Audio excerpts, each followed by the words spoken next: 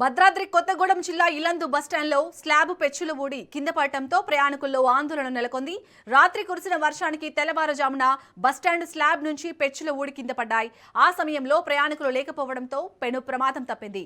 1981లో అప్పటి ఎమ్మెల్యే చేపల ఎర్రయ్య ఆధ్వర్యంలో నిర్మించిన ఈ బస్టాండ్ ప్రస్తుతం శిథిలావస్థకు చేరిందని ప్రయాణికులు ఆవేదన వ్యక్తం చేస్తున్నారు.